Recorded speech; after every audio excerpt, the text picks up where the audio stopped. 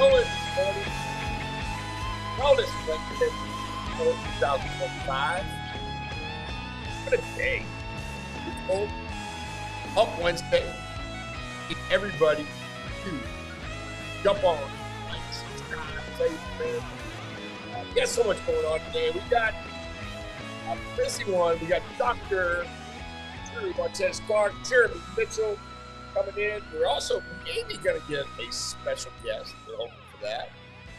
That's always a fun time. Thank you, Ant, for jamming out our wonderful national name. And without any further ado, let's go over to man, myth, legend. He got a hell of a shirt on today. Patrick. Matches my phone. You even your drink. You're all jacked up there. Look at you. Black and yellow, black and yellow, black and yellow. I'm gonna call. Can we call you the Bumblebee today? Call me whatever you want. Let's call him the Bumblebee today. Got my baby oil on. And I gotta bring up my comments because I can't see them on my thing. So hopefully, I can bring those up. Got surprise guests coming into it. We got people rolling in. We got people rolling. We got people rolling in hot. We got 2 guests just pulled in. Surprise guests coming on later. It'll be a fun show. Yeah, it's gonna be a real fun show. I'm gonna get the comments and reactions to pop up here. So we're tagging everybody. If you're on, yeah, we got. Are we going live with him? Or? No, I'm just. Whoa. Yeah. I'm not going to lie, Tim. I'm not going to lie. And I don't mean to make Jeremy uncomfortable, but I think Jeremy Mitchell's a better looking man than Patrick Dearborn. I think not to make you uncomfortable. I think you got the man crush going. Good looking Jeremy, gentleman. put your headsets on so you can see how we're talking about you. It's all good though, Jeremy. It's all good. Yeah. Elevate, baby. Good morning. Elevate. Look, good morning. Elevate Elevate gear. and celebrate, baby. Elevate. Official celebrate. clothing sponsor of Politicking Gyro Larry Love. New sponsor 239 Live. Yeah. It's awesome. Official. We Bada got bing, it. bada boom. We got it going on. I think today we're going to try to probably go till about 9:30. Whatever you want, Tim. I mean, we got a lot. I got a meeting at 10. No one needs with to know your schedule. With the military museum gentleman. And Dr. Drew just rolling up right now. So always a pleasant opportunity to get him in the studio. Jeremy, what's up, buddy? I like your shirt. What's going on? Elevate the flyest gear around. Super comfortable. We got to get Dr. Drew an Elevate shirt. Yes, we do. Proud sponsor of Politicking Gyro Larry Love. Official clothing sponsor now. Thank you, sir. We got a lot of and Larry Love is a model for right? Hey, man. Unofficial or official?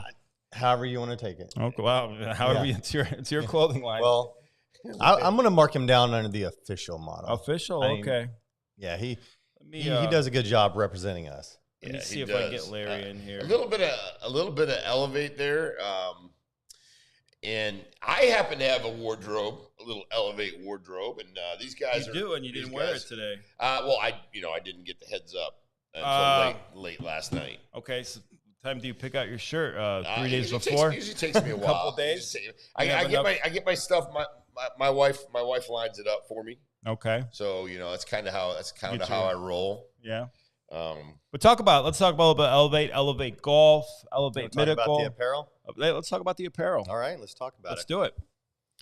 So basically, it was started back before 2020. Okay. We were doing a lot of team sportswear, a lot of baseball, some basketball, but we noticed that a lot of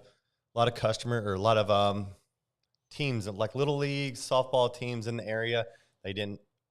It's just my opinion. They didn't have a really good options to choose from. Sure. Or what I mean by good options, a lot of people are used to being told what you can have as a design and certain types of fabrics for their uniforms.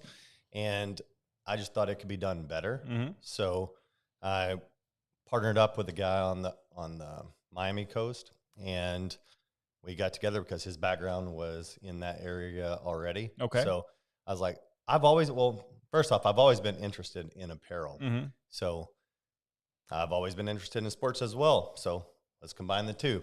Anyways, so I met up with him, and I was like, hey, we're going to be able to, let's do this better. Let's give the better options than what's currently available. So reached out to some manufacturers and asked if they could piece some stuff together for us, gave us some samples. I was like, that's it. And rolled it out to some people that I knew that were coaches of some teams. And they're like, oh yeah, we love this. So that's how the apparel started, was just through team sportswear. Okay. And then it kind of migrated off into golf because I said, I'm a big golfer, and all the polos that I had were traditional polos. That was your Callaway, Nike, Under Armour. And I did not think that they fit very good. And they weren't very bold. I've always liked bold. I like to stand out. If that makes sense. Yeah, absolutely. I don't want to be your design. Look at Patrick today. He's got a little elevate going on. Yeah, absolutely. Yeah. And it's super comfortable too. Well, it's all about it's everything. It has to be comfortable. It has to be bright. So, anyways, wearing traditional golf wear, I said I hate this. I'm not 70 years old. This is not for me. So I'm like, all right. Reached out to our manufacturers that were already doing some of our team sportswear. I was like, I'm going to piece some stuff together and let's see if we can make this work.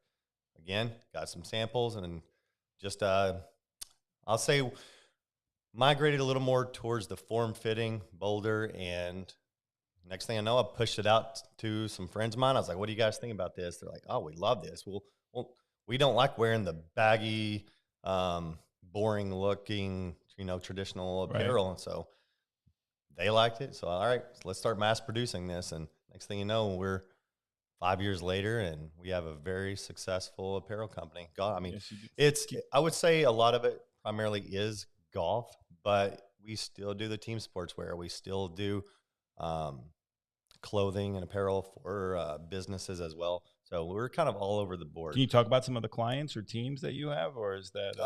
Well, if you go out, just basically go out to any little league park, and you're going to see some of our uniforms that we do for local teams. That's how do you? I know Larry loves it's a lot. I mean, it started with just one team giving us a chance, and then somebody else seeing that team, and then they're like, "Who did these?" So they're like, "Go to Elevate." All right, they did, and then that's how it just spiraled. I mean, it's just all networking. To me, that's the best way to do it. I mean, we can always pump out tons of ads, but at the end of the day, somebody needs to see it and then network. Like it's just comes by referral. Yeah, I know Madison Cawthron's a big. Madison is a very big believer. Madison. Yeah, me and big fan. Yeah, every time I see that guy, he's trying to throw money at me. He's like, I want to be part of this company. I want to be. I'm like, we'll sit down and talk one day. Wear the clothes. That's how you can be a part. He loves it. Every time I see the guy, he's wearing one of our weather. But the trick is to have a normal shirt, but with extra small things on your arms, so your guns look big. If you notice, we really like to tighten up the sleeves on the arms. So if you got puny arms, it makes them look bigger. That's what it's all about, man. It makes my arms. I mean, somewhat. When I go to the chiropractor and see Dr. Drew, he's always asking like. He's how big those arms? It's like 1 week he's like, hey Tim, and then the next week Tim comes in and goes, did your arms just grow 2 inches? Yeah, they got 2 inches on them. I just got my new Elevate Polo, baby. Hey, I just do whatever I can do. You can use that 2 inches too, right? Whoa! Hey, you can always pause. I can always use 2 inches. I mean, pause in my arms too. Pause. Whatever. What do you bench, Jeremy? Now or no, 8 years ago. That's actually when I was benching my most. 8 years ago. When I first met you about 8 years ago, I was probably a lot more muscular. You're a big dude. But I think when you get older, I'm not saying when you get older, but it's kind of like you don't even like. I don't like to bench anymore at all because my stuff is all ripped up. When I was young, I did. How much you bench? Dude, I did like 350 for like 14 It's so funny how I saw an old picture of Timmy G. Timmy G was jacked. But now it's like I feel it. That's like the staple for everybody is what do you bench? Yeah. I'm like, who cares? Unless I'm going to a powerlifting meet, who really cares how much I bench? But to answer your question, the most that I ever have benched was, and it probably was around 8 to 10 years ago, it was 405 pounds. But for a lot of people, that doesn't sound that impressive. But the fact is, I only weighed 196 pounds, benching 405 pounds. And it's all about the reps, too. Yeah, and I'm not going to lie. I did, and the only reason I did it was because I had some, gym bros that were like, man, how much you bench? I'm like, I don't know. I don't really work out to bench for powerlifting, but I will get down. Let's throw 350 on it. And I was like, repped it out. I was like, wow, that was really easy. So kept going up, got to 405, and I did it one time, and I thought my shoulders were going to rip out a socket, and I was done with my workout for the day. I couldn't even move after that. I was like, all right, we're done here. So thanks, guys, for running my entire workout. But I know how much I can bench. Yeah, there you go. Yeah. Always want that number. I think that's the thing, though. When you're young, you're like, that's a huge deal. What do you bench, dude? Yeah. And then you're pretty excited to tell everybody. I remember the first time with the 315 when you had the 3 plates on, or 305 or whatever it was. That's like a staple for most people. It's 315. Yeah, and then you're cranking it up, and boom, and then it's good. It's really good. Yeah, but Drew, you can have her. It's hard to see inside. She's like looking. I would say for most people, though, like a lot of the guys that are big, I would say the majority of people that are big into bodybuilding, which is what I was into, bench press doesn't mean anything. It's like, who cares how much you bench? It's especially as we get older, it's the risk factor for tearing a muscle just increases greatly. Yeah. So it's like, all right, my days with that is over. I'm going to let Drew hop on because you have to leave shortly, don't you? So, yeah, come on. No, you stay. You hear that? I get to stay. You guys talk wellness and health. Yeah, let's do that. We keep Jeremy. We get Jeremy. Does he know that sometimes I pinch? Like I'll just be sitting here and pinch you. Drew, we got the show's going down. We got Dr. Drew. Yeah, Dr. Drew with the headset. What's up, Dr. Drew? How's it going? Good. And it's always good to have Dr. Drew on. Dr. Drew, what's your bench, buddy? Well, today or before, way back when? Anytime. What's your all-time best? Well, let's see. All-time best would be 465. Whoa! What? That was impressive, by the way. But this is hold on. me as an athlete. Which part was impressive? Well, the fact that you said 405, you said most people would say that's not much. No, that's impressive. But it's the weight to weight ratio. Correct, especially with that. So how much did you weigh when you benched 465? When I benched 465, I was 215. Yeah. I was 215. See, wow. That's extremely impressive to weigh 215 and bench that much. Most people don't realize how much that is. And that's a lot. I mean, that is a lot of weight. I mean, for 405 that's 445 plates on each side. 465.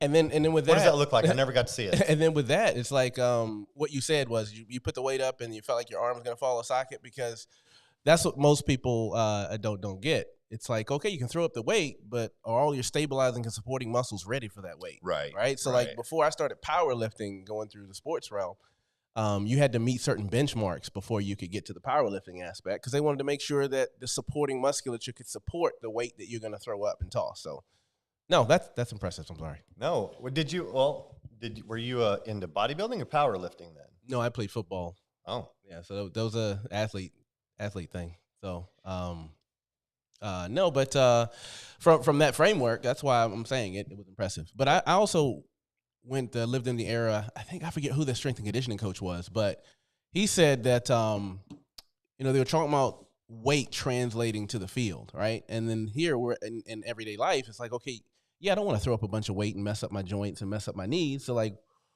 does this translate into life, into real life activity? So he got to a point where he's like, don't bench over 300 and don't squat over 500, because when you get above those levels, it doesn't translate to the field. With regard to power, and all you're doing is ripping up your joints. And just like Patrick Dearborn just commented, I don't know if you know this, Jeremy, we have the cold plunge champion sitting next to you. 30 minutes in the cold plunge, is that correct? That was 30 minutes. 30 minutes. Could you feel your extremities? Oh, well, that's why I got out, because my wife said I left the house with 10 toes. I need to return with 10 toes. I heard a rumor that you went out to lunch later and you guys had to sit outside for an hour. Because I couldn't stay inside. Cold. It took me an hour to thaw out. After that, what happens when you stay in the cold plunge for 30 minutes. Yeah, but see, here's the thing. I'm a chiropractor. You all know that, right? You just don't play one on TV? No, not at all. I live this thing.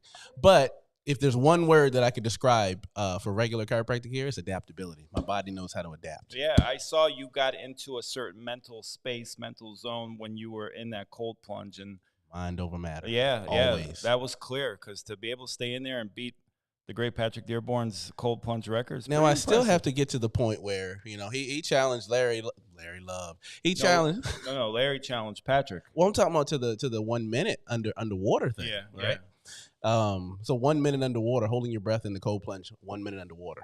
And he did 1 minute the first time. The second time, I think he did about 38 seconds. But I take some blame in that. I spilled some baby oil in the cold plunge, and he got it up his nose. So kind of had Where did you get that baby oil?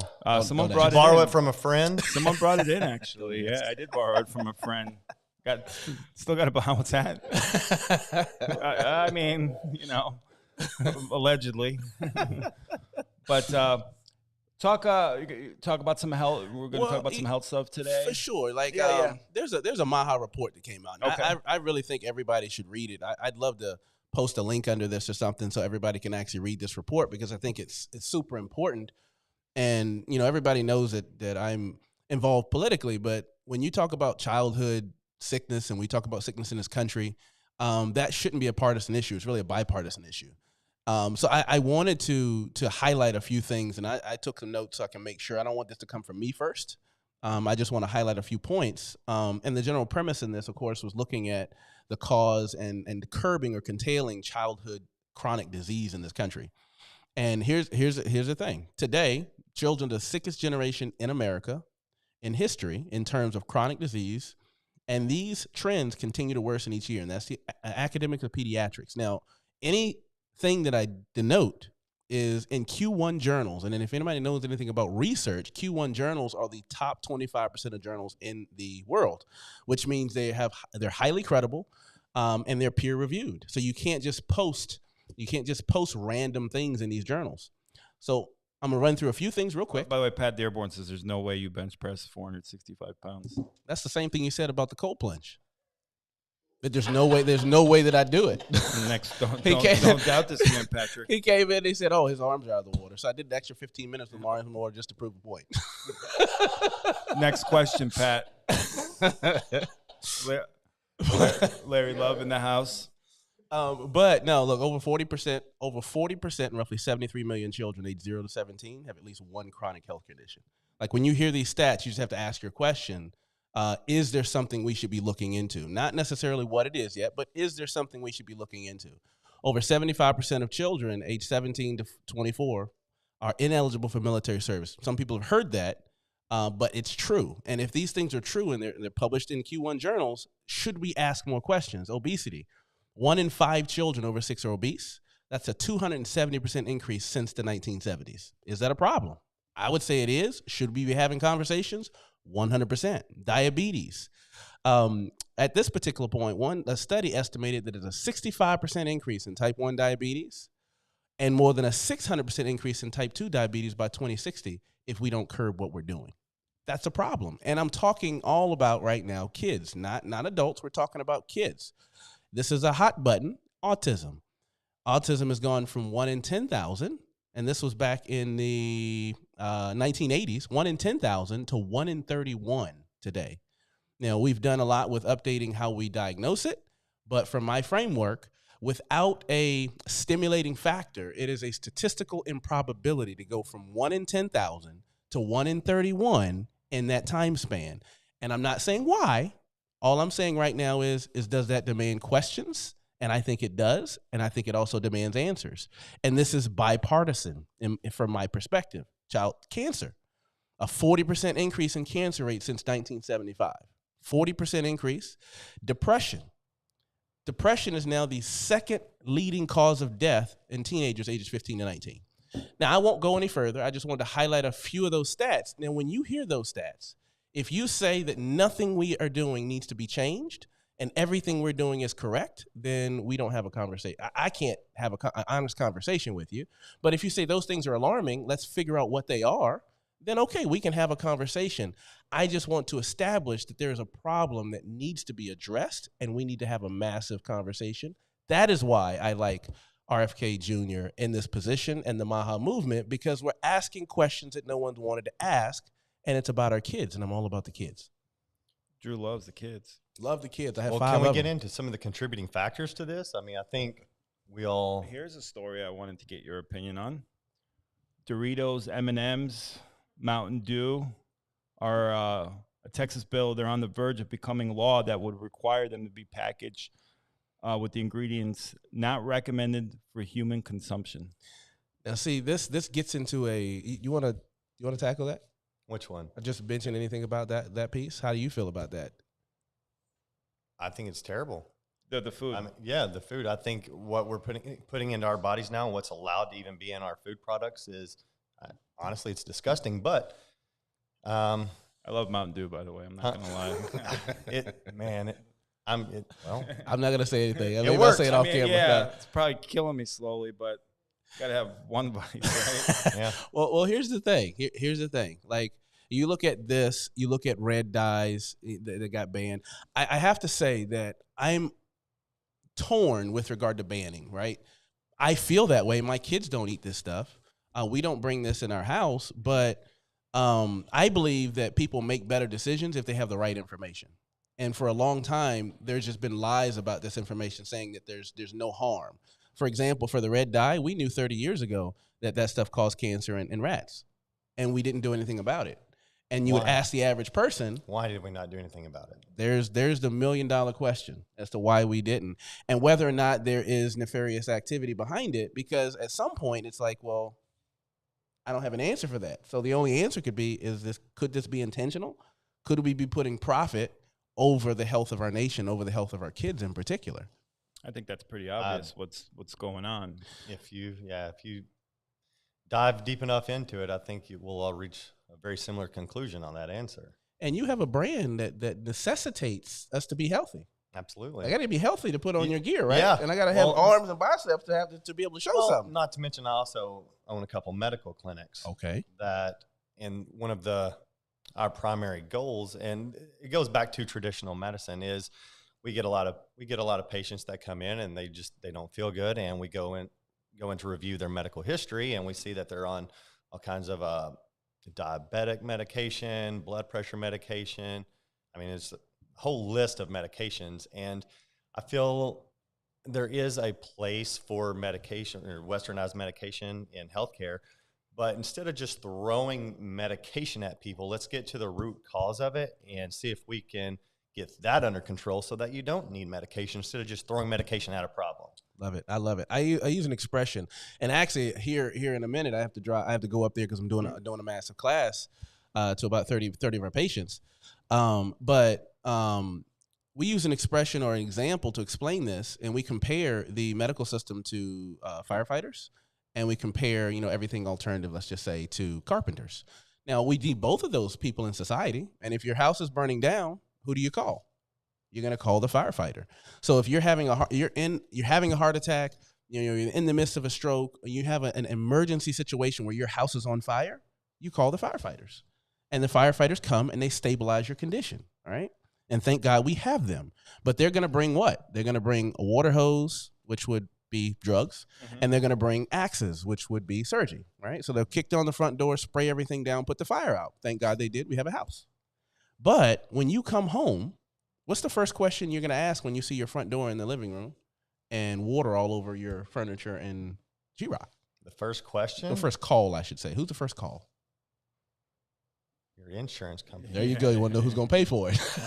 The second call is not back to the firefighter, right? Because the firefighters already put out the house. The structure's still standing. They've done their job. They've done their job. They're just going to come in and kick down another door and spray more water. You have to call the carpenter now. You need remediation. The problem in our system is not that these pieces aren't important, like you said, because they are important. We're just misusing them, mismanaging them. So we keep calling firefighters, and even though our fire is out, and ignoring the carpenters. So we never rebuild our structure, never think about the food that we put in it. Do you know how many people come in and tell me that their food has nothing to do with why their body is ailing? Well, I want to know what Dr. Drew Montez-Clark eats on a daily basis. Well, my wife's in the audience. She's like, whatever the wife cooks. It's a good answer. I'm going to stay with that one. No, but to be honest, we institute an 80-20 rule, which means, and this is just for everybody because we're realistic about everything. Now, there's certain things that we just don't put in our bodies, but 80% of the time, what's 3 big things you don't put in your body? Doritos, Doritos, Mountain Dew. Mountain Dew. Yeah. M&Ms. Do you try to have a well balanced diet as far as how much glucose intake that you have, your carbs, simple carbs, proteins? That brings up a good question because, we go back to this question of how this happened, but we had a food guide pyramid that was put out by our nation, put out by the health officials here, that was all wrong for the last couple decades, that put grains and everything at the top of the list, knowing full well that anybody in the healthcare space, anybody that was bodybuilding or in nutrition or anything like that, knew that you don't do that. But we taught the whole nation to eat that way, and then we wonder why we have this obesity crisis in kids and adults. So was that intentional? There goes the question. We need to put that up and just keep posing that question. I don't have the answer to it, but at some point, it's like, well, what else is plausible? So no, 80-20 rule. I tend to eat a lot more protein than I do carbs. When you say 80-20, what are we referring to? 80% of the time I eat super, super, super clean. Right, super clean. Every day during the week, I typically fast. I do intermittent fasting, so I don't eat typically until 1, 2 o'clock in the afternoon. What do you find the benefits are of that? Because we do get a lot of questions at our office about intermittent fasting. What is your thought? Well, a lot of time, number one, it helps regulate. It helps regulate your macronutrition, but you have a bunch of immune benefits to it. Like I love comparing, because I'm a man of faith too. So I like comparing things in scripture to now science that shows they're beneficial, right? So fasting helps us manage our blood glucose levels. Fasting helps us get into the immune system. Fasting helps starve sick cells, cancer cells. There's a lot of research that shows that cancer cells starve, in fasting states. It puts your body in a certain framework that helps it be healthy. There's a mirage of different benefits. That's why I do it every day. And then, there's research that says that if you do, I think, a 72-hour fast, resets the entire immune system. So and keep in mind that you have to be knowledgeable about what you're doing, what your current healthcare conditions before you just go out and start fasting. If I did a 72-hour fast, it would reset everything. Actually, I would probably die. So it would reset my life. How about that? But you could have things like water. I mean, there's different things that you could fill your body with, and you'd be surprised as you train and lead up to this and prepare for it, what you could accomplish. But the research shows that in 72 hours, your entire immune system resets, right? And that's beneficial, especially for people who are dealing with chronic conditions. So back to me. Yeah. My breakfast. Yeah. Breakfast of choice. Breakfast of champions would be steak and eggs. Steak and eggs. Steak and eggs. Breakfast of choice. Breakfast of champions. How do you like your eggs? Egg whites? Now, see, I don't do a lot of dairy, but I do cheese and I do eggs. Yeah, you like that coastal cheese. We're still trying to figure out what that is. Hold on. You brought up another good point. Yep. You don't do a lot of dairy. No, I don't. So no cheese or? I do. That's my vice. Cheese is my vice. Well, what kind of cheese? I'm glad you said that, Tim, because what is today? Today is National Cheese Day. Perfect segue. No, my wife is who found this cheese. It's coastal cheese that it's like a Cabernet type of coastal cheese, and it's delicious, like absolutely delicious. I lived in Italy for 2.5 years, and this is what happened. I didn't realize there were so many different brands and types of cheese until I was in Italy. Yeah, I literally fell in love. Like him, but he is doing. Sounds like his diet is a lot of focused on health and wellness, which as it should be. But it's funny because it relates very similar to my diet, except I don't fast until 1. Mm-hmm. But I do it for not only health and wellness, but actually being able to stay lean. And if you know how fats, carbs, and proteins are, that fat has a lot, or cheese has a lot of fat in it, which is 9 kilocalories per gram, I believe. Yep. And then you got 4 kilocalories in carbs and 4 in protein. So you're getting more kilocalories in cheese than you are your carbs and fats, or carbs and proteins. All right, Jeremy, don't ruin this. Today's National Cheese Day. We want to know people's favorite cheese. Sorry to run that. No, yeah. Now that we know it's bad, but for it's us. bulking. We're bulking, baby. So eat the cheese. Eat the cheese. Favorite cheese, Jeremy? American. Oh, you're as American as I'm apple just pie. basic. You're baby. basic. Yeah. Your clothing. I'm from the Midwest, baby. Yeah, your clothing. My food choices are very basic. Yeah. But I was doing bodybuilding for so long that you adapt to a very bland and boring diet, and you learn that becomes natural to you. Are you a vanilla ice cream guy? I would love vanilla ice cream, but I just don't allow myself to have it. You don't eat any ice cream? No. There's not like a super healthy No. vegan. No. We're gonna have to talk. I think I can get some. I can get you some ice cream. Some healthy Yeah. ice cream. Yeah, we do it for some of our patients that have some of the strictest metabolic protocols. We actually brought our Vitamix blender to the office. This was for Christmas because they were on these strict protocols. And they were complaining about what they couldn't have and what they couldn't eat. So we brought it in and we gave them a recipe and we made it for them and served them ice cream. I mean, Christmas. I love ice cream. Don't get me wrong. Vanilla ice cream all day. Is that your favorite flavor though? Mm. For ice cream? It would be actually. Really? You're pretty Yeah. simple. Yeah, I'm Pretty well, basic. yeah. When it comes to food choice, it's very basic. I see. Probably anything outside of that, not basic. That. Okay. So we got to get him a recipe. We gotta get him a recipe. We'll get you the ice cream recipe. My wife found this recipe for the kids. She's gonna make it for me too. Might bring Oh, the I Vitamix mean, here and do she's it right making all here. your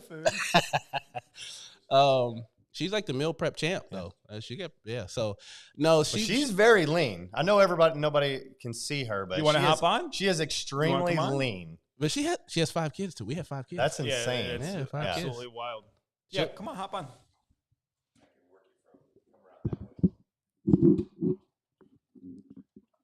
Yeah, I don't think she's eating too much full sugar ice cream. Good morning. Talking to the mic. Is that like a trick? So everybody who's out there now, when you see her, you will understand why we have 5 kids. It is not all my fault. I rest my case. You do take some responsibility though, right? Yeah, I mean, it takes 2 to tango. Practice is the best part, but I don't know what happens when I'm sleeping. Whoa! what? I like that. That sounds like a Diddy party. Now I know where you got the lube. I mean the It's oil. the most wholesome family I know. It's baby oil. This is how you keep it wholesome. Back to the meal prep and healthy ice cream. Yeah. You've already done your time. That took a wrong turn. Very, very, very much so. Took a quick left turn. But no, so people probably don't believe that we have 5 kids, but I would never believed it. 5 kids, Yeah. mid-40s. What's the secret? What's the secret? Mm. Ooh, she has there's a loving couple- husband. Yes, I was gonna say there's a couple different things. The intermittent fasting is definitely key. Making sure your nervous system is free and clear is definitely key. And we also consummate our marriage every 48 hours. That's definitely key. Okay. There is some research to show that proves that that's a very good de-stressor and among a bunch of other things. But Clearly, we have I'll stay out of 5 it. kids. What are we There's talking about? ramifications Alcohol? for that, but Were you referring to alcohol? Mm-mm. I'm just kidding. it might be part of it sometimes. I'm just No, there's a lot of females out there that they might struggle with not knowing what to do after pregnancy on how to get their Libido body back. So Oh, yeah, both. libido. Then they would come see us at Elevate Medical. Yeah. But how to get their body back to where it was previously. I mean, obviously, I would never be able to tell you had 5 kids. So anything that they can do, any information for those females would be very beneficial. I would say during pregnancy and before pregnancy, you should treat it like a marathon. You're preparing for the longest race of your life. We're talking about 9 months of growing another human being. I think that people prepare themselves for a lot of things in life, but they don't really do a great job at preparing themselves to become pregnant. And you can't just use the excuse of, I'm eating for 2. Exactly. It's not just I'm going to engorge my body in just calories. And eat a whole chocolate You cake. still have to No. have a structured diet. Absolutely. So, and also, were you still exercising while pregnant? Yes. that's she was still seeing patients while she was pregnant. Yeah. I Patients joke about it. typically, every single child, I am in the office till the moment of birth, literally. I lost my mucus plug this last time at the end of the shift, and I said, I think I'm going to have the baby in a few hours. Yeah. Wow. And then, all right, now let's talk about post-pregnancy. Went back on to a well-balanced diet and just continued your daily routine. Continue the daily routine. After post-pregnancy, I would say there are a couple different things. Water is key. Breastfeeding is definitely key. Probably biggest key. Yeah, because it naturally contracts the uterus. So with that mechanism, the stomach just completely All right. becomes. And I forget the flat. caloric. I forget how many calories you burn with breastfeeding. I forget the number, but there's a number of calories that you do burn from breastfeeding. And as your body has continued producing this is one of the best ways postpartum to kind of get your body back is to give your body to the child that you just birthed in the way of breastfeeding. Which brings up another important point, and I've heard people say this a lot of times. It just kind of thing.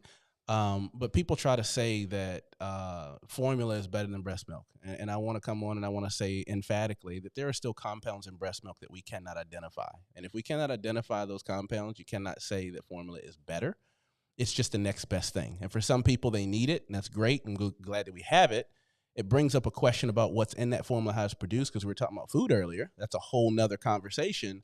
But some people do need it, but it's important to understand that the best thing you could ever do for your child, if you can, is breastfeed them. And the best thing you could do postpartum after pregnancy is breastfeed your baby. 100%. And the benefits of the colostrum. Oh, 100%. Oh, yeah. Because, I mean, talk about that market. Yeah. Wow, that market is booming right now. And everybody is all over this colostrum, this powdered colostrum now because of all the benefits of it. Right. That's the first thing Hugely, baby hugely gets. important. So yeah, postpartum, I would say water is huge. Actually, sleep is huge. Getting enough rest. Getting enough rest is huge for mom to help regulate her, not only her hormones but her metabolic rate as well. Hugely with the cortisol levels, all of those different things. So the whole adage of sleep when the baby sleeps is a really big thing. Now that becomes a little difficult when you have 5, but it takes a village. Tell them what you did. Some people might consider this controversial, but what did you do with? The placenta. Yeah. So we definitely save the placenta. I get it encapsulated. Okay. So my So midwife. you have 5 placentas in your refrigerator? No, actually, we've used them all. I have one. Wait, left. you've used them? Yes. So Okay. I have one placenta. All right, do tell. All right, now, Like that way. what are you doing with this placenta? Did you know you were coming on for this? This is all right. Well, all right. So I do know that in some countries, I think they eat the placenta. So we do that too. So Okay. I know. But so what we do is in a certain way. In a It's not certain like we're it's chopping not up, putting it on it's the not like grill, we're but- chopping up and put it on the grill. But Well, a little after barbecue sauce might be pretty good. I Might don't know. be. Never tried it. Not try anything once.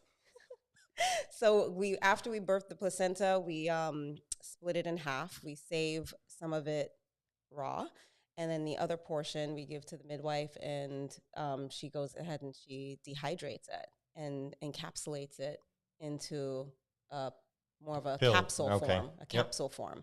And then you can take that on a regular basis. Now I have some of those still left in the freezer. I keep it in the freezer.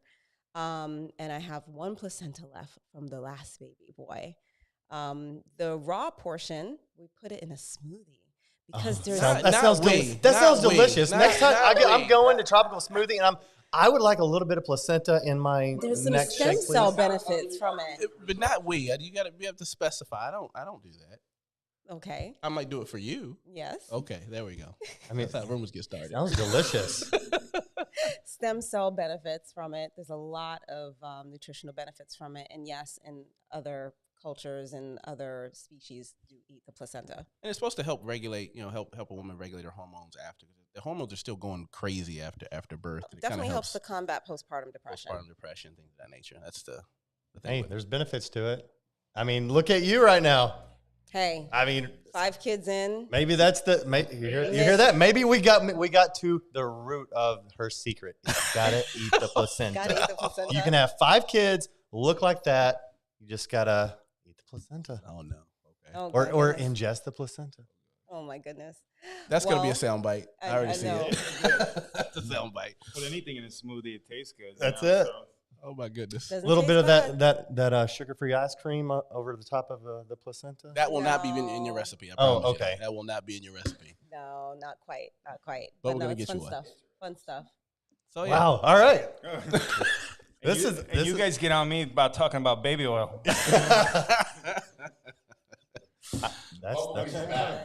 That's pretty impressive. That's I mean that's cool.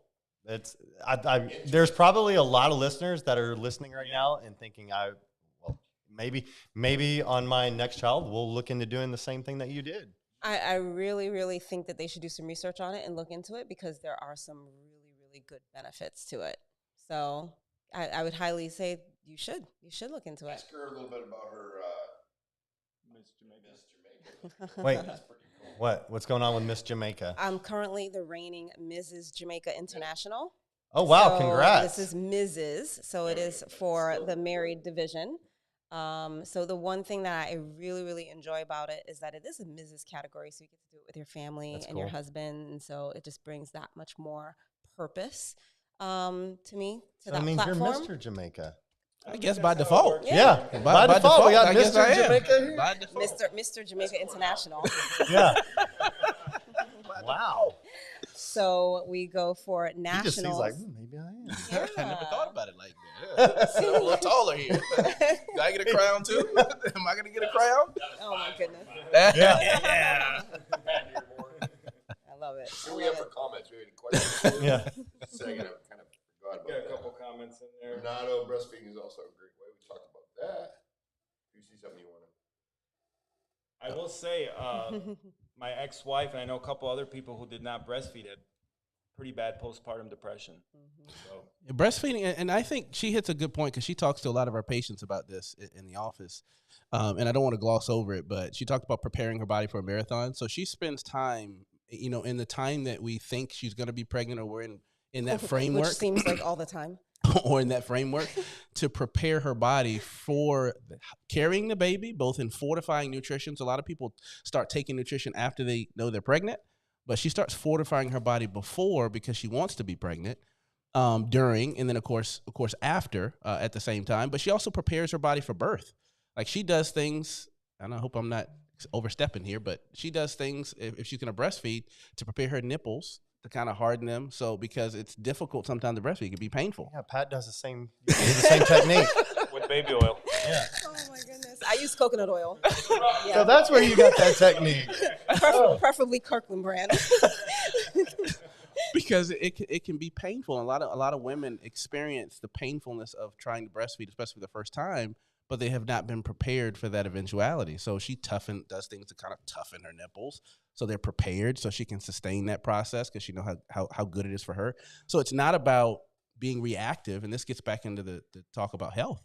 Is our system tends to be very reactive instead of proactive with our health. Absolutely, And 100%. Yeah. That goes right back to what I was saying. That's what we do it with our clinics, is that because everybody wants to be reactive instead of proactive. Right. Take control initially, and then you won't have to worry about being reactive. There you go. Absolutely. There you go.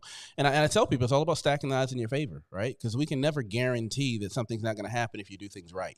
But we've stacked the odds in your favor so that you're less likely to have an outcome that needs a firefighter. But when you do, you're there. Yeah, you know who to call. There you go. There you go. So, yeah. Busters. Yeah, always call the Ghostbusters. Ghostbusters. I know No. you guys got to run. Yeah, we do. We do. No, appreciate you having me on. Always. And this was Thank a you. pleasant surprise. Thank you. Thank you. You want to Thank plug you. anything? Business? No. Same run, So right now we're going up to Breakthrough Health Centers. I have a talk today that I'm doing for a group of people that are coming in to learn. We see a lot of people with chronic conditions like migraines, headaches, vertigo, and believe it, chronic spinal pain, obviously, but then also peripheral neuropathy. So my grandmother had peripheral neuropathy. That's why it became passionate for me. I don't get into the conversation of after the fact when people are getting better, whether they still have the condition or not. You can argue that with someone else. But if you can now sleep at night, your balance is better. You're not tripping and falling over yourself. And you can get back to the things you love. You really don't care whether the label is still there. You've regained function in your life, right? So there's things that we can do to help with that. And that was a passion of mine because my grandmother, she ended up as a double amputee. So I watched her the whole way through. She was a diabetic, be told that just take this medication, take this pill, everything's going to be okay. I was also there when they said there's nothing else we can do. How many hours do you sleep? Both of you. Uh-huh. Well, she's a little different. I would say on average, 6, 7. Yeah. How old are your children? We have a range from 10 to 1. Okay. That might be able to help answer that sleep Well, see, question. her, yeah, it's intermittent sleeping too, right? Yeah. Because she co-sleeps, and there's reasons why we do pretty much everything that we do. She co-sleeps, back down to the fact that we never swaddled our baby. Why? We didn't swaddle our baby because there was research that showed the more movement and stimulation the brain gets, the faster the brain develops. Now, you swaddle the baby sleeps and feels comfortable like it's in the womb. This is some good information right now. No, absolutely. Yeah. Let me tell you something. Their kids are some of the most well-behaved, polite kids I've ever seen in my life. So whatever they're doing is working. Yeah, so don't swaddle.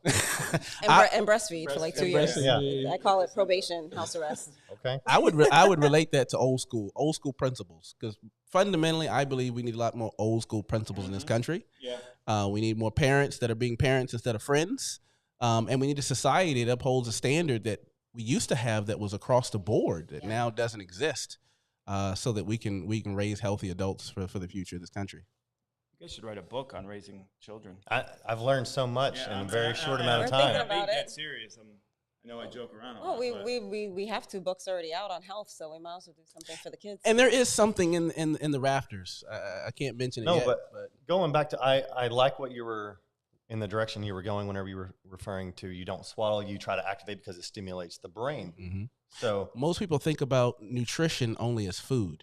But when you talk about the nerve system, you talk about the brain, nutrition is movement, right? So that's why I tell people, we give minimums. I have very different perspectives about a lot of things. So we go out and we tell people, oh, you need to walk around the block 2 times and you need to do this. But what we're talking in is minimums. We're not talking in optimization, right? So that's why typically when as someone ages, as they retire and they start sitting and they get less active, they start declining faster. Some of that is because they're just not stimulating those areas of the brain, and it begins to degrade. no, for sure. You see it all the time where somebody retires and then they're not active anymore, and then it's not long after that they start developing a lot of health conditions, Right. And then they go downhill quick. Right. That's why you get now, do the Sudoku do the Sudoku questionnaires, like learn a language. Stimulate your brain. All they're trying to do is stimulate the brain, but motion is the biggest stimulator. If I hooked up probes to your brain and we just hit you or had your arm move, it light up different areas. So the same thing happens in a baby. When a baby's able to move freely and do that kind of thing, it helps develop their brain faster because they're getting stimulation, nutrition for the brain in the way of movement. We just sacrifice sleep because of it. Because they're not swaddled, not as comfortable. So you have an 80-20 rule with your diet. So what would you say would be like a good percentage on swaddle versus stimulation on a child then? I think I don't know if there's any research that's been done. There doesn't have to be. What did you guys implement? Comfort. We never swaddled. never actually. swaddled. We Just just never did it. Never and we swaddled. just bit. We're extreme though. We bit the bullet. Yeah, but if you have amazing children, there has to be something to this. Well, not to toot our horns, we are a little biased in that framework, but all our kids are reading by 3. So and when people talk to them, and sometimes it gets us because they're sitting here with a 3-year-old that's talking to you like she's 7, and you forget that she's 3, and then she does something, and you're like, wait a minute, she's only 3. But we do those different things. Like we don't use baby words. We never did. We speak to them like adults from birth. From inception. So they tend to pick Regular up language conversation. more quickly because we don't do the mama, dad, and use Goo, different goo, words gaga, for stuff. ooh. Yeah. I wouldn't do that. Wow. It's all cool. It's your fault you've been talking. No, this is really interesting because you see, I would say 90+% of everyone else in the world, they for whatever reason, it might just be for peace, is they're swaddling and then they're doing the. And we're not Ooh, saying and they're on. wrong. We're just telling you why we we did do. what We're we not telling did. you wrong. We're just saying that your child might have a developmental delay. So from that framework, we have reasons, and most of the things that we do are rooted in some type of research that we've read or things that we know, and now we have personal experience with it because we have a big family. So there's a mirage of different things that we do on a regular basis because of those things. We think it's turning out well, but Well, the proof's usually in the pudding. I think so. I think so. I think so. But yes, we do have to go. All right. Thank you for joining. Appreciate you having us on. Thank you. Me Thank and you, Tim thank just. you. We don't even meet me and Tim on this show. So Pat, you gotta have me back. more. I can talk about some pageant stuff. Let's do it. Yeah, we have Mr. and Mrs. Jamaica. Make sure to stand up a little taller there. Yeah. Thank you. You're awesome. Little swap out, little commercial. Yes, we'll have you back on next week. Thank you. You guys are awesome. Hey, it was a pleasure meeting you guys. Nice to meet you. Yeah. Thank you. All right, real quick, how did you get in? Yes. The Mr. Makeup thing. How did you even get involved in that? Well, I went into self-improvement. You know how that goes. No, I 100%. But how does it come about? You're like, I see something online. I want to be Mr. Makeup. Like, how does that even get presented to even? So one of my friends works with Grant Cardone a lot, and his wife actually entered into this pageant for international, and it was just always on the bucket list. I have a fitness competition on the bucket list too. So I'm ready to do it. How'd you make that? You by Vanguard Partners, a consulting agency built for service-based business owners. If you've been giving away control of your success to marketing agencies, coaches, or even your accountant, it's time to take it back. Vanguard Partners was founded by Bryce, a business owner who owns 3 service-based companies himself. He'll teach you how to generate your own leads, create offers customers actually want, and manage your cash, percentages, and key performance indicators so you're not stuck guessing what's next. Visit Now Trade Money Biz Profit to book a free call and get your business back on track. Excited to share news about our great affiliate product, CellFit. CellFit is the first and only therapeutic enzyme that utilizes breakthrough cellular technology to make every cell in your body stronger and healthier. The benefits people are seeing are incredible. Pain is gone. Sleep is better. Energy is increased. Clarity is sharpened. Memory is enhanced. Skin is more clear and radiant. It's 100% bioavailable, which means it starts working right away. It's 100% natural and definitely no junk from China. Get fit from the inside out and get yours today at getselfit.com. Hey, Patrick, did you take your self-fit today? Meet the elegance of your home with Clean and Seal Curb Appeal. Our premium brick paver sealing enhances color, adds lasting protection, and delivers a polished, upscale finish. Clean and Seal, bringing timeless curb appeal to your home. Let's talk about Acres Plumbing. Acres Plumbing started in 1974 and is one of Naples' original local plumbing companies. They take great pride in being part of the town's growth through many plumbing projects completed. Acres Plumbing is family-owned and operated, licensed and insured. They offer new construction, remodel, and traditional service plumbing. Their plumbing services cover everything from installation and repairs to maintenance, ensuring your plumbing runs smoothly. Where quality doesn't cost, it pays. Remember, Acres Plumbing.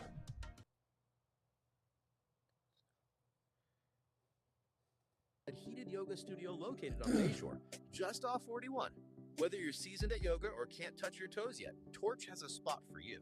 With 5 classes a day during the week and 2 on weekends, there's always time to get hot, stretchy, and maybe a little sweaty. But it's not just about the workout. Torch is all about community, connection, and that feel-good glow that sticks with you long after you roll up your mat. Plus, we've got awesome workshops coming up, so keep your eyes and chakras open. Come for the heat, stay for the vibe. Try Torch Hot Yoga today. My Self Wellness, a multi-award-winning clinic dedicated to helping people heal and thrive. My Self Wellness offers a wide range of innovative services, including ketamine therapy, IV nutritional therapy, NAD, psychiatry, and a wide array of additional services. If you or someone you love is struggling with depression, anxiety, PTSD, addiction, or chronic pain, ketamine therapy at My Self Wellness can offer new hope, often providing relief when other treatments haven't worked. Their caring team is passionate about guiding clients towards lasting wellness and a brighter future. To learn more or start your journey, visit myselfwellness.com and discover how My Self Wellness is changing lives every day. All right, we're back, and thank you so much for That was our sponsors. Yeah, we man. love our sponsors. Big shout out to Paradise Lights too, Corey Adams. Paradise Lights does a wonderful job, and they don't only outdoor do lighting, Christmas lights. No, they do all They kinds do of all kinds of lighting. Yeah, absolutely. And Corey's got the Brighter Side podcast doing big things. So appreciate Corey Adams and Paradise Lights. Yeah.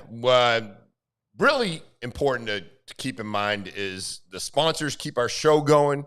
And I'll tell you what, we're a really good group of people, and the people that watch our show, I think we had a show the other day. We had over 2,000 views. 2,000 viewers.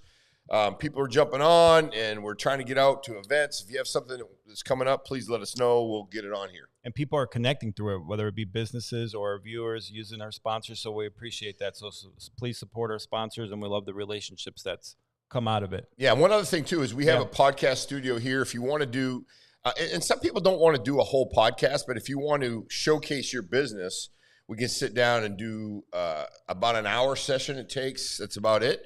And we can kick out some reels. We can kick out some social media stuff. So if you're not really up to committing to, let's say, a whole, an hour every week or a couple every month or whatever it is, you can just do we call them one-offs, and we're always there for you. And it's great to get your business out there, because listen, there's a lot of people, and Michelle just said it a minute ago, we have so many wonderful people in our community that are involved in the health industry, and you can be doing all these things, but if you don't get the information out to everybody, the masses, no one will know about how great you're doing. It's a great tips on raising kids too, and great tips. Wow, that's great pretty, questions too, Jeremy. Thanks for filling in as a host. It was so nice to be able to run the board from behind the scenes. I think I could like this.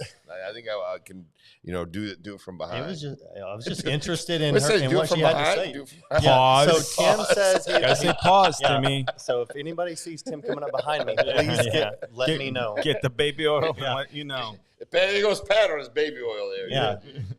What's the over and under how many times I can mention it? I haven't mentioned Pat Dearborn much today. No, you really ought to. I got my home eating placenta. Mark DiMaggio Allegedly. I got my Patrick Dearborn fix last night, Tim. Yeah, I know. Good, you guys again went out and partied a little bit without me. I appreciate that. Okay, well, number one, it's not partying. It's called work. Yeah, okay. It's working. Okay. All right. Number two, you're always invited. You never go. I got you. Yeah, so. I see. I invited Jeremy. Jeremy didn't come. Because where was I? So I go to work, and then yell at me. I'm just saying. He's like, you didn't come. I'm like, I was going to the gym. I was working out. Yeah, priorities. I like events and gym. Come on, you gotta get your priorities right, Jeremy. There's health. Let's see. It's all about balance. Yeah. And I'm worried about balancing that bar on my chest, baby. I got like this view. I can kind of see what's going on with Pat's hair for the day. Oh, it's a good thing I wore pants today. You got me on camera. Yeah, I don't know what's underneath here. Let's see if we can. Is that baby oil bottle gone? Yeah, right. Yeah, we got rid of it. See where it's I at. took it. Oh, what'd you do with it? I can't tell you. What does one do with 1,000 find bottles out. of baby oil? Guys. What's your first thought when someone says I have 1,000 bottles of baby oil? What's my first thought? Yeah, what do you do with 1,000 bottles? Oh, wait, what do you do with 1,000? You said what was my first thought? That too. I thought, wow, you must be really good friends with Puffy? Yeah. All right, I can say it. Yeah. I just like, man, you and Diddy must be like besties. Maybe. But what would you do with 1,000 What would you bottles? do with 1,000? Like someone gives you 1,000 bottles of baby Honestly, oil. the first thing that comes to my mind is I'm going to have no. I'm going to make one heck of a slip and slide. Like, that is right. the first thing that comes to my mind is we are going to have one bomb slip and slide. Define slip and slide. Yeah, slip and slide, however you want to take it, but it's going to be slipping and sliding. How do we define that? Define slip and slide.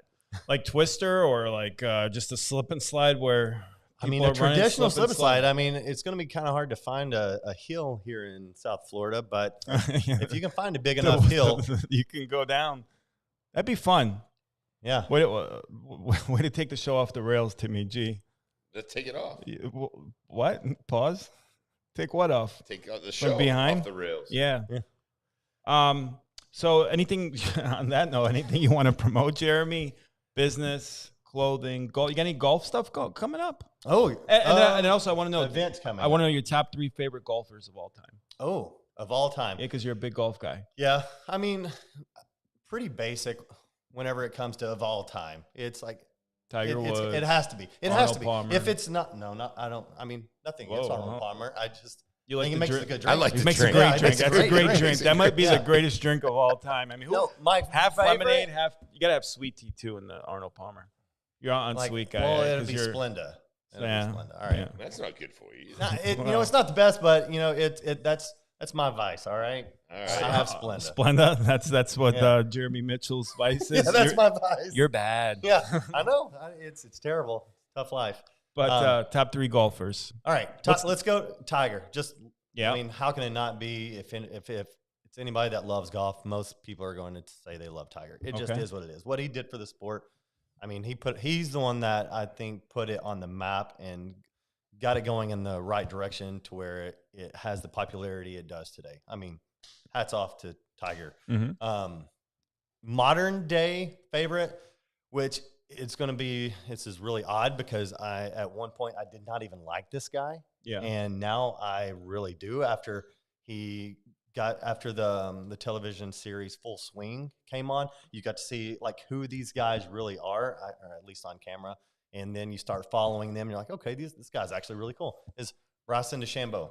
I really like Bryson. I think he's a science nerd. So am I. So I can relate, which I think his idea with the physics of golf is incredible, and that's why he has custom made clubs. I mean, he plays different than most guys, and he's just a really cool, down to earth guy. So again, used to not like him, now I do. And then next has got to be Scotty Scheffler. I mean. He's been arrested. Take him to jail. Yeah. Arrested and played the same day. That's pretty impressive. But now we're all right. So those are like 3 favorite. It's like the Tupac of golf, out on bail and records an album. But you have to. But there's that one that is also like the outlier that you just love, and it doesn't have to be for golf. It's just you love him. Come on, John Daly, baby. John Daly, man. Like, how can you not love John Daly? I knew you were gonna work in John Yeah, Daly. you have to. Arkansas guy. Arkansas guy. He's just that cool guy. It's like, I don't even care if we go play golf. Let's just go hang out, and we're gonna have a great time. You know the thing about golfers. You think John Daly's been to it? That's right. I wasn't saying anything. I think he's thrown. That's all right, some Ben. I diddy wouldn't say parties. anything. The thing about golfers is you can look at them and you're like, hey, is this guy an athlete? Like John Daly, perfect example, right? Yeah, cigarette in his mouth. And yeah, he's like beer in one hand. It's hard. Define a golfer as. I mean, there is definitely athleticism that it takes part, but most golfers aren't. I don't think are going and training like your traditional. Would you consider a golfer an athlete? Because I have this debate with a lot of people. Yes. A tremendous hand-eye coordination. So yes, I was gonna. It's a different element of athleticism. Yeah. Walking around the course. Yeah, it's not your physical agilities to be able to your cardiovascular exercise. I mean, we're taking that like strength. There's moderate level of strength that comes into play, but it does. So would you rank like Tiger Woods as one of the top 5-10 greatest athletes of all time? Athletes. I don't know. I would have to see who athleticism. See him on the basketball court. Yeah, his athleticism. Well, I'm just saying when you like think of the. All right, so I'm thinking of Deion Sanders, Bo Jackson, multi-sport. So if you go Mount Rushmore of top athletes of all time, we're talking athleticism. I think Bo Jackson, by the way, is probably the greatest athlete of all time. Deion's right behind, yeah, but I cannot disagree. To be a Pro Bowler and an All-Star baseball player in the same season is absolutely. It'll never be done again. Yeah. I don't even know if are guys even allowed to even do that. Well, it's a matter of getting there and doing it and being able to be trained for it. Yeah, and excelling. Like Deion played football and baseball, but he was a subpar baseball player. You know, but to do both is amazing. But Bo Jackson was actually a Pro Bowl running back and an All-Star outfielder in the same year. Yeah, that's absolutely incredible. Yeah. Don't forget about one other guy who was multi-sport player. Come on, who was it? Multi-sport. Yeah, hold on. I love when Tim. Oh my gosh, this one is so easy. Hold on. Let's relax here. Let's let it process. Okay. Was it football and baseball? I take it. No. And it wasn't during the same period either. And he played multiple sports. Huh? Are you going like way back? 90s. 90s. Wow. Why am I drawing a blank on this? I love it. Michael Jordan. There you go. Yeah. Yeah. I mean, well, you can't say he didn't. No, he did. Triple A, right? I don't think he even made Triple A. I don't think. Yeah, Double A. Yeah, maybe. Maybe. And he was riding around. I think it was just fun for him to ride around on a bus. I want to know Why did he do that? What's I think he just wanted to. I think he fit just in, wanted to be show part of the fit team. in. Yeah. Want to know, viewers out there, who do you consider the Mount Rushmore? Which, for those who don't know, that would be top 4 athletes of all time. I see Renato says Jordan. Who's your Mount Rushmore, real quick, and then we'll let you run. I know you're a busy guy. Wait, my Mount Rushmore of athletes? Correct. Top 4. And Timmy G, you can chime in too as well. We said I know Tom Brady, Tom Brady, Larry Bird. I mean, yeah, Bo Jackson has to. I mean, he has to be my number 1. Has to be. I don't see how he can't be. To be able to perform at that level in multiple sports, it's hard not to be. And then I'll give credit to Dion as well. Fort Myers native. Yeah. Then the next 2 top athletes for Muhammad Ali up athleticism. I guess it's a subjective question because are we going with perform? Because again, I look at in my head, I'm going with their ability. Do I see this athlete being able to perform at a top level at almost any sport? Could you put them in any role and them excel? Because to me, that's what an athlete. You could just stick like LeBron James. As much as I don't like him personally, tremendous basketball player. Probably could have played Pro Bowl. Well, not a Pro Bowl, but a pro football player, tight end. Yeah, tight end. All day long. Yeah, probably could swing a bat too, I imagine. But I mean, you take Tom Brady and you try to put him on a football field, or put him on a basketball court, it's done. Yeah. I mean, I'm sure he can probably play. I don't know why, but he's just soft. But in my head, I have no idea why this name is even coming to me. But maybe it's because I think he's an outstanding player. But I think DK Metcalf is an animal. Yeah, DK Metcalf is a specimen. I think you could put him in any role, and I think he would excel. Utility. He's a physical specimen. Utility guy, He looks like a Greek yes, sculpture. But just pure athleticism. Yeah. Like that man can. Terrell Owens is another one that comes to mind. He would be another one. Yeah. Best Randy Moss. Best athlete overall if you could picture them playing other sports. Yeah. Probably LeBron. I don't like Could you LeBron. imagine LeBron taking a hit on the football field? He's on the gridiron. Come on. He go. Tight end though. You don't think he can play basketball? I don't know. That just depends. Is he really tough, or is he as soft as? Cotton? I'm sorry. Yeah. How big? How LeBron's what 6'8"? 8. Yeah. Probably 280. Yeah. I mean he's just in big that dude, ballpark. Right? Yeah.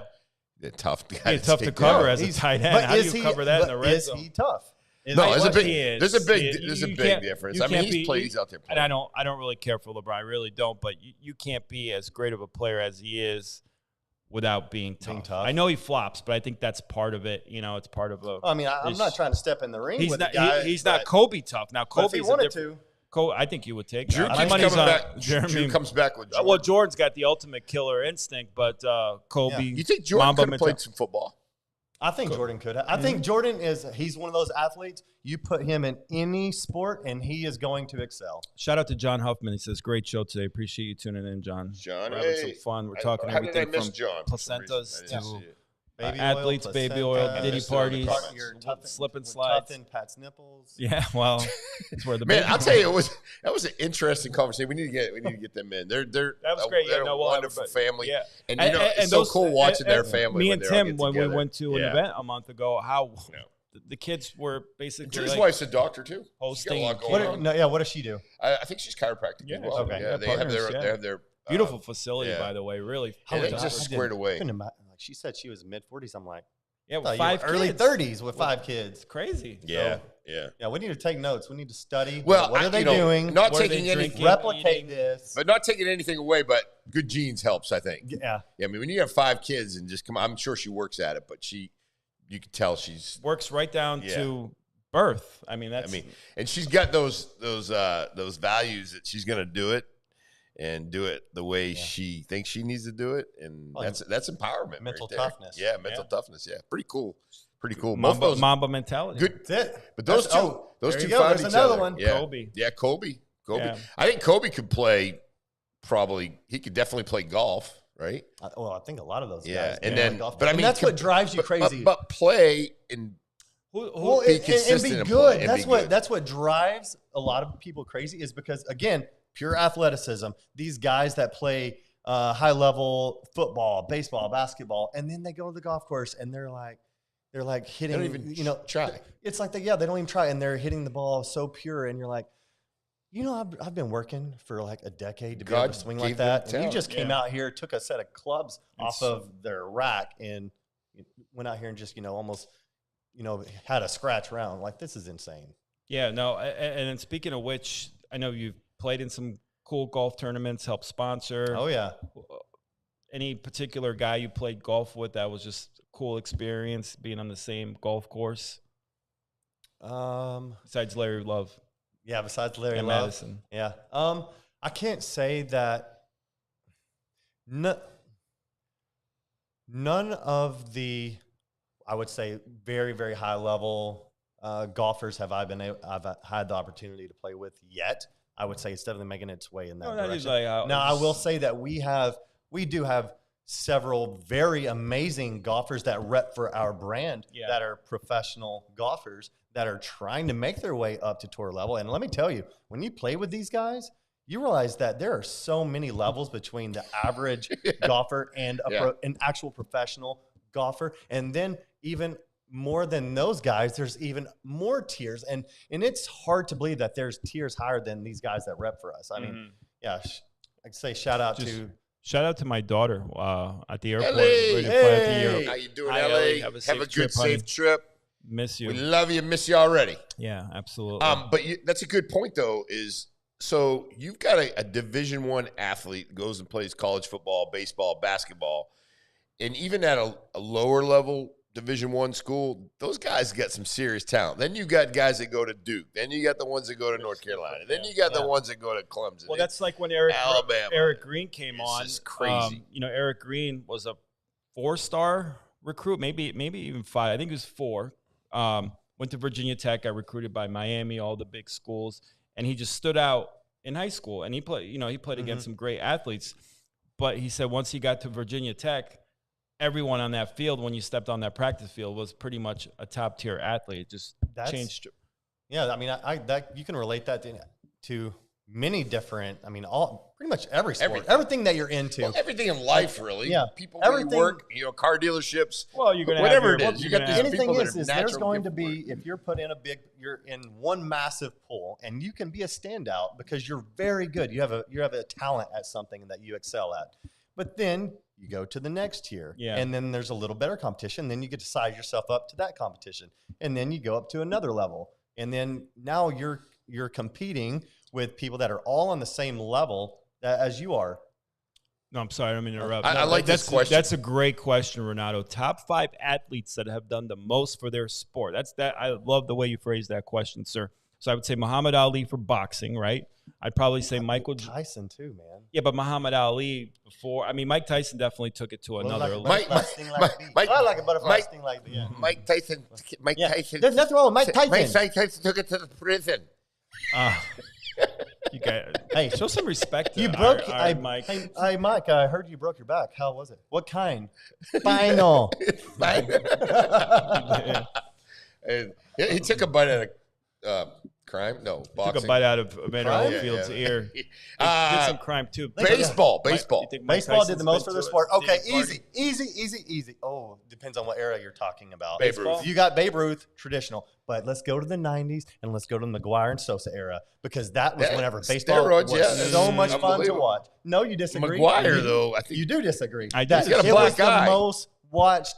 I think it was the most watched. Barry Bonds, you throw in that if you want to do that. Okay, throw him in there. But I would say like Ken Griffey from a marketing standpoint really made it cool to play baseball. I know a lot of inner city kids and young kids. He marketed to a lot of children. I mean, I remember having Griffey everything. Same as well. I was a big Ken Griffey Jr. collector. I think Ken Griffey Jr. and the cleanest swing of all time. Let's just say this: every Ken kid Griffey Jr. tries to mimic Griffey's and you swing. can't. It's just that's a God-made swing. But here's the thing with Ken Griffey, Hall of Famer, one of the probably top 100 baseball players of all time, maybe higher. Never linked to steroids, PEDs, clean as a whistle. If he did steroids, he probably would have hit 80 home runs. So, and do you put Barry Bonds? But would he have? Maybe. I mean, I don't know. Well, Because now we're getting into a I would go controversial topic. because I would go by the sample size. Barry Yeah. Bonds was a great baseball player before the steroids, but he went from averaging 30, 35 home runs to 60, 70. Same with Mark McGwire, 40, 50 to 70. Sammy Sosa went from 25 to 60. Yeah, I mean that one just So freaking we went out can of control. definitely agree with the power. You have to. Not only the power, but correct me if I'm wrong. The mental, Absolutely. I That's think what that I was was more. just I about to think dive that in. was Do more. steroids I was proven getting to into help a that. mental acuity or no? Well, not so much the steroids, Proven? but I would have to see the research on that. HGH. But the extra foot, The level, 2 feet, 10 feet, 20 feet to get the improved ball out of the cognitive park. that function. definitely makes a Yeah. difference, right? I mean, Yeah. different from Well, that hand-eye coordination. I mean, you take can't all the teach steroids that. as you want.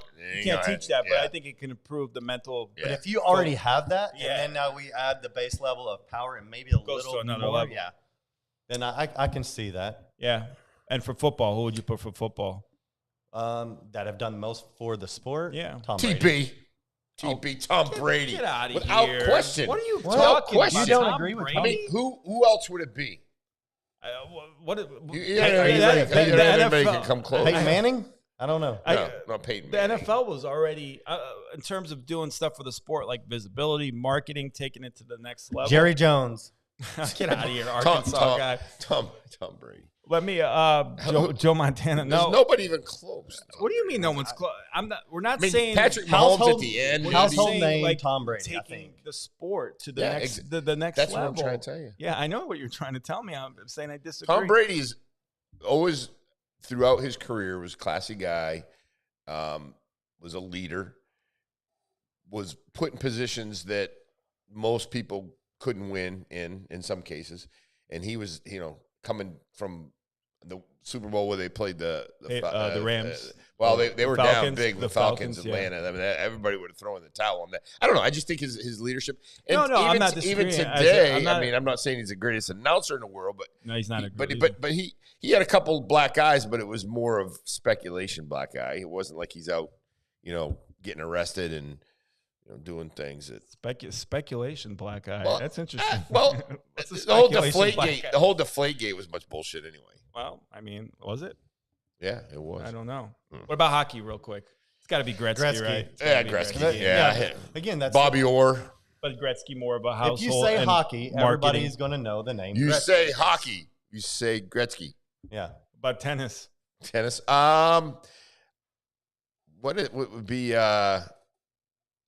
McEnroe? McEnroe, I guess, would Yeah, probably I'd be. agree. I mean, I like it when they get pissed off. Yeah, McEnroe. Yeah. How about True. female?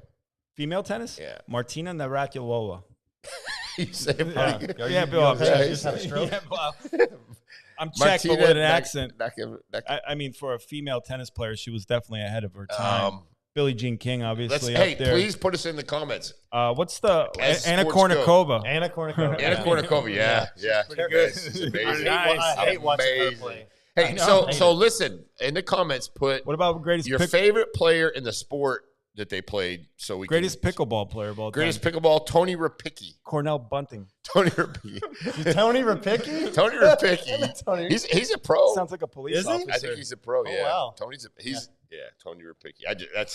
I don't know any. Pickleball. I don't know Mo. any famous. Tim Walter Jarrett. Payton. Walter Jim Payton. Brown. Jim Brown Good comes ones, to Drew. mind. Jim Good Brown ones, was Drew. ahead of his time, and back then they played like 12 or 13 game seasons, and he was putting on numbers that 16, 18 game seasons. So Jim Brown ahead of his time. Great lacrosse player too, by the way. If you want to talk about a guy who could play any sport, Jim Brown excelled in lacrosse, football. Probably could have played Did other he sports. play lacrosse? I didn't. He was all American at I didn't Syracuse know in that, lacrosse. Yeah. Syracuse. Ask And- me another football guy what college they went to. Drew, throw out one. I haven't had anyone challenge me to a college Yeah, we or need a to- football yeah, guy. we need to you go want back. You want to throw one out, Jeremy? You're No. gonna throw it out. I don't want to do this again. I don't want. Stop making me do this. You're going to that Diddy party. I I'm know. telling you. I don't know what Will you happened. Taking that baby put oil that out. baby oil away. I don't know what It's happened to gonna that do- stuff, Pat Gyro stuff. Yeah, it's Gone. disappeared. Yeah, I it's think gone. that was the day we got low. But if you can stump Let me see if Drew's got Pat something. Gyron, how we do this? So we- Walter Payton went to Jackson State and Jim Brown went to Syracuse. By the way. Okay. If you Yeah, like- what you need to do is come up with an NFL football player that's played in the 90s or better later, and Pat Gyra can go ahead and he can tell you what college they played for. and probably who their wife is and their kids and how much baby oil where they use. live and how much baby oil they use. So and if you stump me, you get a free shooting. You get a free bottle of baby oil. Yeah, and I'll put it on for you. You get one. No, I won't. You get one free session at the Alamo or a shirt. What a fun show today! Oh, it's a blast! All over the place, and we were feeling it this morning. We're probably gonna. I was tired this morning. Probably gonna wrap it up about 9:30. We got a couple things. I thought our mystery guest was coming in. I don't know. He sometimes lets us down. You know, that's life. I don't know. That's live TV, and that's life. That's life. I mean, he probably had a couple closings he had to go to today. I mean, soccer's Pelé, and Messi. That's Pele. Oh yeah, Pele. Messi. Pele. He's Colombian, right? Yeah, he's Colombian. Oh, wait, let's go ahead. I got to get those comments up. Let me get those comments the people up. are I think I just jotting in tennis. Arthur Ashe says, Jordan, how about the Williams sisters too? What they did for that sport. Venus, Serena. Yeah. Yeah, they did a lot for their sport. Absolutely. Took it to another level, and they were both phenomenal. I mean, just keep going with this theme. Greatest sibling duo in sports history. Ooh. You gotta have the Williams sisters, right? Mannings. Mannings. I mean, Super Bowl winners. Who else comes to mind for greatest sibling family in sports? We'll see how the Sanders family turns out with Shador. Yeah, we'll see. Going to Cleveland. Greatest. Yeah, greatest. Al Cadino said about Arthur Ashe. Yeah, very. Oh yeah, Alessandro. I know Pele's from Brazil. It was a joke. Greatest Brazilian athlete of all time. It's got to be Pele, right? Pele, yeah. Pele. And then who currently right now? Would you say? Soccer? Yeah, I don't watch soccer. I mean, Messi, I don't watch a whole lot. Messi, I would still say. Playing? Messi. Yeah, I remember he came over to Naples one time, and he was up in North Naples Community Park with his kid. Yeah, and he got like swarmed. Yeah, and somebody's like, "Hey, that's so disrespectful, though. Like, keep your kids under control. Don't let and adults. Well, I think it's dust. Yeah, they blocked him in the car. They're like all over his vehicle. Like, come on, have some respect. I don't know. I don't like that. Like, because now he is not going to feel comfortable coming back over. Good job. Naples. You ruined it. He'll never come back to Naples. He's again. never coming back. Naples is not safe. You can't. Yeah. Naples. Well, they should do like nothing near as safe as Miami. Should do when John Bones Jones, when they he had a couple people gather around his car. You know what he did? Beat the crap out of him. Yeah, I bet. Greatest UFC fighter of all time. Or UFC. Yes. Oh, Tito Ortiz. Tito Ortiz is definitely up there. Yeah. We love Tito. Yeah. No, Tito's great. He was awesome. He was so fun to watch. He's been in the studio a couple times. Yeah. Do you remember Vitor Belfort? Yeah. I really liked him whenever I was big into that. That was my dude. What about the Russian? What was the Russian guy that was like unbeatable for the Ivan Putsky. Fedor? It was Ivan Putsky. Yeah, Fedor. Best WWE wrestler all time. Best Bret Hart. Oh no, best WWE. Yeah. Hold on. What pure wrestler or entertainment? Hold on. Everything. John Cena, you're gonna go WWE. Hold on. Let's go. Let's take it back to let's WCW. go top. Let's go Hold top on. 5 wrestlers. Let's go. Hold on. You're fired up. You're talking to the Rolex wearing, diamond ring wearing, champagne drinking, kiss stealing, wheeling, dealing, $100 bill tipping, diamond, jet flying, son of a gun, and I'm having a hard time holding these alligators down. Woo! Woo! Woo! Ric Flair. Yeah. I mean, he lives in Tampa, right? I don't know. I think he lives in Tampa. Probably somewhere in Florida. No, I didn't know where you were going with it. Like a full. I thought you were going to Hulk Hogan. That's a full-on acting class. But I love the excitement of all right, but then you gotta. I think it's a trio. It's Hogan, Macho Man, and Ric Flair. I don't know. I feel like that's a trio because. But how about Shawn Michaels, HBK? Oh, HBK, he's just a sexy boy. He's just a boy toy. Yeah, he's not your average boy toy. Sexy boy. This is real. And Triple H, Triple H too. Yeah. Talk about a guy who was on steroids. He went from about 250. No. But man, do you remember the old Hulk Hogan and Macho Man promos they used to shoot? Oh my God, they'd be sweating and be shit coming off Ultimate Warrior. The grease. Got a Slim Jim sponsorship out of it, so you did something right. We need to do a contest, wrestler theme, a wrestler themed We'll show. dress up as and wrestlers. we'll do our own. We're taking it to the whole. We'll do our own promos, brother. Yeah, look how much Who would you dress up if you had to dress up as a wrestler? Chief J Strongbow. You remember him? I have no idea who that is or what that is. Sounds like a founding father. No. Let's see. Who would that? Who do you guys want to see? Macho Man would be good because he got the whole. You'd have to have a Slim Jim going. Yeah. Who do you guys? Macho Man. Who do you guys want to see Tim Jarrett and Pat and Jeremy dress up as? Hulk Hogan, Drew says Ric Flair. Yeah. Roxanne, good. Hey, welcome on there, Roxanne. Remember Ravishing Rick Rude? Yes, I do. The guy. I remember him. He'd have what was it, Jake Roberts' wife? Face on the tights. Oh, but the Rude Awakening, one of the greatest finishing moves of all time, by the way. Which one was the Rude Awakening? Where he was that? Turns you behind and just. So it's kind of like a Stone Cold Stunner, the modern. Kinda, yeah. I feel like a lot of those moves are all exactly the same. They just changed the name. Yeah, they changed them. Because that's how they just learn. tell them to twist their head a little bit, and now it's little codes going on, little taps. Greatest wrestling finishing move of all time, the DDT. No, Jake. No, I'm just Superfly. Jimmy Snuka, didn't he used to do the top ring? Yeah, he just like. I was what's the greatest finishing Ric Flair, move? the finger 4-leg lock. I don't know. I feel Triple like H. The sharpshooter, Bret Hart. I love Lex Luger's put him up in the rack. Just could you imagine being that guy just going up and down? You're like, good God, get me down. Yeah. This is great. We need to get all fired up. Jeremy over there is freaking like. We need to get Byron on here because Byron's remember me and Byron. They say he is Byron. We don't have to talk politics. We'll just talk need you on wrestling. Yeah, we'll just no politics, just wrestling, straight up. Let's add the real deal. Yeah, or the spear. Oh yeah, the spear. Could you imagine? Who did the spear? Goldberg.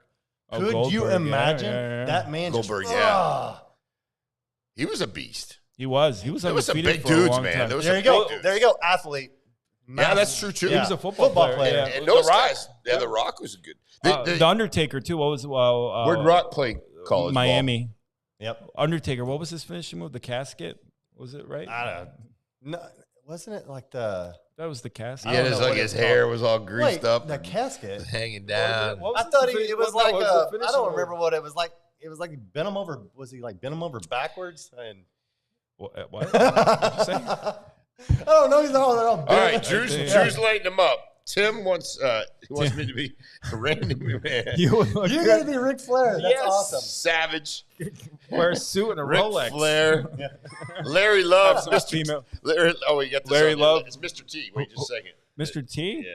Do you have Larry Love as a junkyard dog with the freaking chains coming in. Yeah. Dearborn is Triple H? No, Dearborn should be HBK.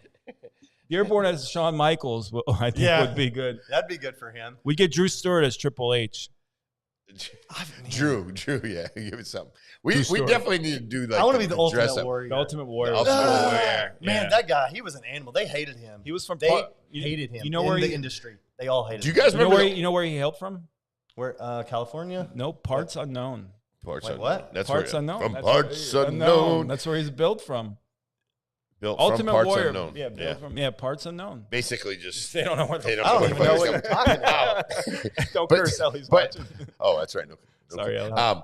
But how about? I'm trying to remember the one dude, the Hacksaw Jim Duggan. That's old school. What is it? What is Hacksaw Jim Duggan? What does Hacksaw Jim Duggan say? What does he say? Yeah. Oh God. Oh yeah. No. I was expecting a word. I just give you a no. I don't know that one. That wasn't a word. He did. He holds his 2x4 and he goes, "Oh, there it is." Yeah. He used to whack people with that 2x4. That guy. He looked like every guy that lived on pretty much every corner where I'm from. He did your plumbing. I thought everybody was Hacksaw Jim Duggan. What was the crazy guy that used to wear the plaid tilt? Who used to wear the kilt? Oh, that was Roddy yeah, Piper. Roddy Piper. He's a Piper. badass too. Yeah, remember? What was the old Remember SNL? what? The SNL skit. Remember Chris Farley. remember the movie? we did Hey, hey, remember that time? Remember when? Yeah. Remember Hey, that? you remember That shit that? bothers You remember me. that? That I'm was- like, fuck, no, I don't. Oh, hell no. Listen, that my was daughter awesome. is That was watching. awesome. Stop cursing. Sorry, Ellie. This is what I put up with every You're going to day. be living in a van I said down by the fudge. river. Down by the river. Yeah, fudge no. Oh, this is great. Well, wrestling. I didn't see a wrestling talk coming today. Greatest wrestling tag team of all time. Let's Tag just keep team. it going. How about Ultimate Doom? Warrior. Like, no, No, not Doom. Hold on. The Road Warriors. The Road Warriors. That's what I was I trying. mean, Yeah, come on. yeah. That music. Or Oh, what a rush. The Steiner brothers. Steiner too. brothers. Yeah. Scott Steiner. Speaking of Jews, holy smokes, that guy went. Hey, what do you from- mean? He was juicing? I mean, he was taking something. Allegedly? Allegedly. Do you think those guys use steroids? Do you think they? Do I think they use steroids? Do you think they put baby oil on their bodies? It's to just. Do I But think hey, they- but you guys, I don't- more? but you guys, I know that you've been a wrestler if you knew they did. before they came out with blood capsules and all that craziness. They actually used to actually put Razors. blades They on would, them. yep, they would Razor keep blades, them yeah. either in their. They hide them in. Wait a minute. You're telling me wrestling's not real? Just in case, news flash update, not real. All right. What? You know who's the biggest? right, You know the thank you, big Jeremy. Guys, You know the good to see biggest, you. biggest Okay, hold on, wrestling he's gotta guy hit- ever. Biggest wrestling guy ever. Lieutenant Tom Moore. Really? Oh, I know that. Yeah. He's- he so is a far. wrestling- All right, I he's- really need to go, but I got a fun fact to say. Tom Moore's got Yeah. belts, everything. in So, his but house. Tom Moore not only just loves wrestling, he loves who? He- you know? he likes Hulk. Exactly. The He Hulk. loves I mean, Hulk he's a Hogan. Hulkamania. So Is he? just Right, a little. well, oh, yeah. So Crazy. I had a mutual friend that is best friends with Hulk Hogan. So I was able to go up and hang out with the Hulkster himself. Oh, boy. Yeah. So it was awesome. I knew that Tom loved Hulk Hogan. So as I'm hanging out with Terry, we're Oh, at, you call him Yeah, Terry? he's You don't call him Terry. Hulk? It's Terry Yeah. now. No, I'm on it. I did see a picture of you. yeah. and Hulk. But we're out eating out. And I was like, hey, I was like, will you do me a big favor? I was like, I'm gonna call this guy. He absolutely adores. He worships the ground that you walk on. Will you just talk to him on the phone or just FaceTime him? So I call and FaceTime Tom, and there he is. There's Hulk. I thought he was going to pass out. Oh, yeah. It was like a starstruck kid, and it just meant so much to him. And Hulk was eating it up. He's like, well, they're having a conversation, and then it goes back to, hey, remember when questions. Yeah. And, But that was awesome to see them too. So I feel good that He's the guy. Tommy's the guy that like goes to all the shows and spends money. No, he loves it. I love Tommy. Yeah, he's the guy to have on here to talk about Yeah, wrestling. no. Come on, anytime. Love Lieutenant Moore. He's great. Yeah, he's just a great dude. Yeah. All Well, right, thank Jeremy, you, I know Jeremy. you gotta Appreciate run. it, Thanks, brother. brother. We're getting ready to wrap it up here too. And we're already in the hole. So good, Jeremy. Still got 10 minutes. Anytime, brother. I gotta go. You gotta I gotta. You want to stay on longer, Patrick? No, I don't. You want to keep it rolling? Got baby oil We over can probably the do it a freaking little thing. bit longer. Roxanne has got a long thing. What the Let's see heck? if we I can- can't. Let's I don't. go, is Roxanne. We my love eyesight Roxanne. bad? Roxanne. Let's move it up. Who sang that? Roxanne. Roxanne. That's Come on. yeah. What? Come on. That's a Roxanne. layup. Put a red light. Sing it, Tim. Uh, Who is it? That's the police. The police. Yeah. Pretty Speaking damn of which, good. yeah, the police. All right, let's read this one. I have to disagree with you about wrestling and being real. My daughter is no. You're right. These people are amazing It is real. athletes. But no, you're right. But as far as like the piss someone off. extracurricular, like Roxanne, we know this stuff is like real. Like these athletes are like amazing. But as far as being like who wins and who doesn't win and all that, that's Not all predetermined. set. No way. Yeah, it's all set. So Undertaker really is an Undertaker, and he sleeps in a casket. Well, no, yeah, he doesn't really sleep in a casket. What? I know you're upset about that. But as far as athletic ability and taking a 400-pound man and picking him up and throwing him down, yeah, that's all real. And they take some serious. Can we have your daughter on, Roxanne, one time? I'd love to have that. Yeah. She can actually call in, which is good. But yeah, so Talk some Patrick, wrestling. great show today. It was real fun. Thank you. We're going to be back again Friday. I think We we got got big some, show We got Friday. some really good You wanna stuff coming announce on it? Friday. Yeah, I big mean, show. that's going to have to be you because you've been making some changes, and a lot of people are wanting to come on Friday. Yeah. But I don't know what we got. Booking a week out now. Yeah, we're booking. I have to move around some Sometimes stuff today. more, yeah. I know John Huffman just says you ruined his child. I know. Wrestling's Is that what real. Get Johnny out of it. said? Yeah, you ruined his childhood. Johnny says, Hater. I know we did, John. And like I said, I used to work at the auditorium where we used to have these way back, Vince McMahon, all these guys up in Bangor, Maine, and they used to roll in there, and I got to see the whole backstage of that whole thing. So it's kind of cool. You were a backstage groupie? Yeah, I was working when I was a kid. My mom says, when am I coming on? You can come on whenever you want, Mom. Hey, yeah, Mom, come on. Friday, big show. Rock Republic, Coach Fritz Jocks from the great school of Laley. We have a big announcement. We're doing something really special for Laley. And we're going to have Aaron on as well. We have a big Friday. What are we doing down here? Making moves. Thanks, Making Johnny. big shows. We're going to get John Huffman back on, too.